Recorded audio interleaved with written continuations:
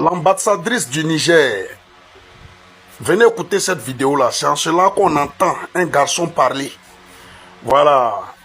Alors, Monsieur le ministre, le 30 janvier dernier, la ministre des Affaires étrangères et de la coopération internationale a convoqué l'ambassadrice du Niger en Côte d'Ivoire suite aux accusations jugées graves du président nigérien contre la Côte d'Ivoire.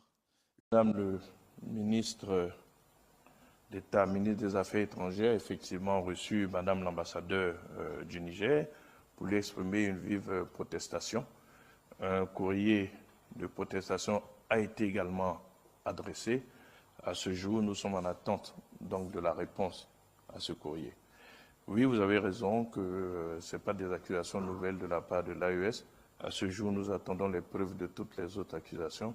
Je serais tenté de ne pas faire plus de commentaires, étant entendu que l'État islamique du Grand Sahel a revendiqué cet attentat pour lequel, de façon grotesque, la Côte d'Ivoire et d'autres pays ont été accusés.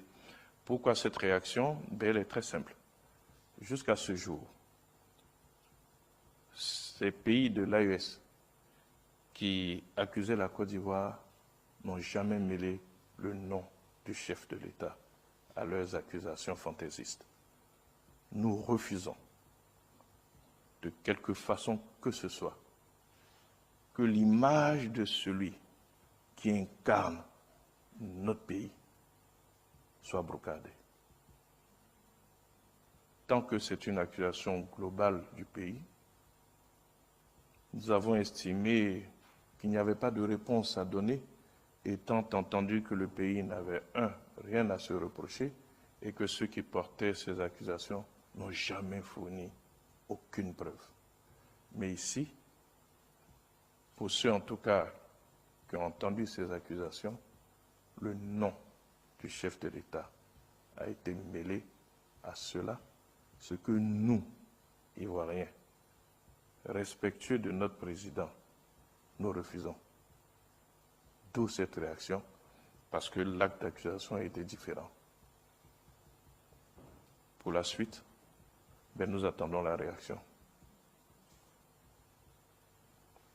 Le porte-parole du gouvernement ivoirien, réagissant avec gravité et fermeté aux accusations portées par l'Alliance des États du Sahel, a tenu à clarifier la position officielle de la Côte d'Ivoire en réaffirmant l'attachement constant de l'État ivoirien aux principes fondamentaux de souveraineté, de non-ingérence, de respect mutuel entre nations et de bon voisinage, soulignant que la diplomatie ivoirienne s'inscrit depuis toujours dans une logique de paix, de dialogue et de coopération régionale. Il a rappelé que la Côte d'Ivoire n'a jamais nourri ni soutenu de projet visant à déstabiliser un pays frère, encore moins un ensemble d'États africains confrontés à des défis sécuritaires majeurs, insistant sur le fait que les accusations formulées par l'AES sont infondées, dénuées de preuves concrètes et reposent davantage sur des perceptions politiques que sur des faits établis. Il a précisé que la Côte d'Ivoire est pleinement consciente que sa propre stabilité, son développement économique et la sécurité de ses populations sont intimement liés à ceux de ses voisins, ce qui rendrait toute action hostile incohérente et contraire à ses intérêts stratégiques fondamentaux. Le porte-parole a rappelé que la Côte d'Ivoire a toujours joué un rôle constructif dans la sous-région, à travers sa participation aux mécanismes régionaux de sécurité, son engagement dans la lutte contre le terrorisme et la criminalité transfrontalière, ainsi que son implication dans des initiatives de médiation visant à préserver la paix et la cohésion entre États africains. Il a tenu à préciser que les forces de défense et de sécurité ivoiriennes agissent exclusivement sous l'autorité de l'État, dans le strict respect du droit international, et que le territoire ivoirien n'a jamais servi de base arrière ou de soutien à des actions dirigées contre les pays membres de l'AES. Il a également mis en avant les liens humains, historiques et culturels profonds qui unissent la Côte d'Ivoire au peuple du Mali, du Burkina Faso et du Niger, rappelant que des millions de ressortissants de ces pays vivent et travaillent en Côte d'Ivoire depuis des décennies, contribuant activement à la vie économique et sociale du pays, preuve de l'esprit de fraternité et de solidarité qui caractérise la nation ivoirienne. Reconnaissant que la région traverse une période sensible marquée par des tensions et des défis sécuritaires complexes,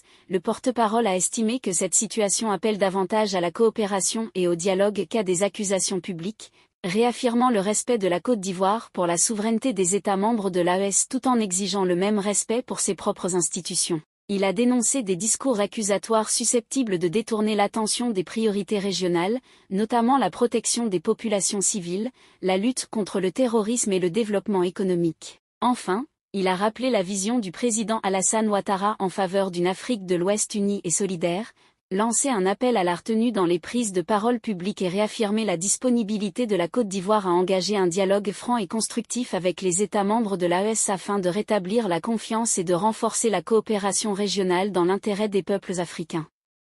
Si ça vous a plu, n'hésitez pas à vous abonner et d'activer la cloche de notification pour ne pas rater mes prochaines vidéos.